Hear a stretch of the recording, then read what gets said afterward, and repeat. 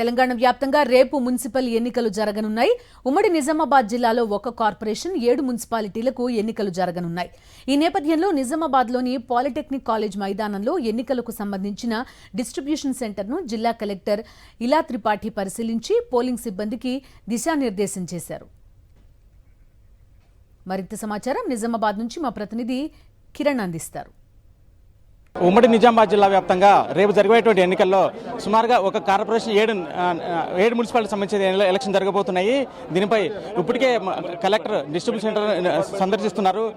దీనికి సంబంధించిన ఎన్నికలకు సంబంధించిన డిస్ట్రిబ్యూషన్ కేంద్రాల వద్ద పోలింగ్ సిబ్బంది దిశానిర్దేశం చేస్తున్నారు. సో దీనిపై మనతో మాట్లాడడానికి కలెక్టర్ గారు ఉన్నారు. మేడం చెప్పండి, ఎన్ని పోలింగ్ కేంద్రాలు ఏర్పాటు చేశారు? ఓటర్లు ఎటువంటి చైతన్యం చేశారు? మనకి టోటల్ 729 పోలింగ్ కేంద్రాలు ఉన్నాయి మన జిల్లాలో. దీంట్లో భాగంగా మన నిజామాబాద్ కార్పొరేషన్లో దాదాపు 470 పోలింగ్ కేంద్రాలు ఏర్పాటు చేయడం జరిగింది.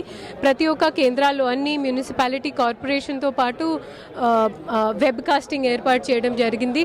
అదేవిధంగా మన పోలింగ్ సిబ్బంది వెల్ఫేర్ గురించి జనరల్గా మనం ఎలక్షన్ మీద ఎక్కువ పోలింగ్ ప్రాసెస్ మీద ఫోకస్ పెడతాము, వారి సంక్షేమని పక్కన పెడతాము. కానీ ఈసారి ఒక సమన్వయంతో వాళ్ళకి కావాల్సిన అక్కడ మౌలిక వెసులుబాటు కావచ్చు, చిన్న చిన్న సమస్యలు కావచ్చు, వాటి మీద కూడా మేము ప్రత్యేక దృష్టి పెట్టాము.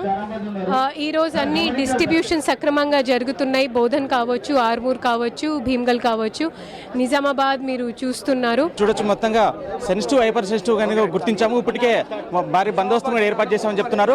నిజామాబాద్ జిల్లా వ్యాప్తంగా ఒక కార్పొరేషన్తో పాటు 7 మున్సిపాలిటీ సంబంధించి ఎన్నికలు జరగబోతున్నాయి. కెమెరామ్యాన్ సాయితో కిరణ్, సాక్షి టీవీ, నిజామాబాద్ నుండి.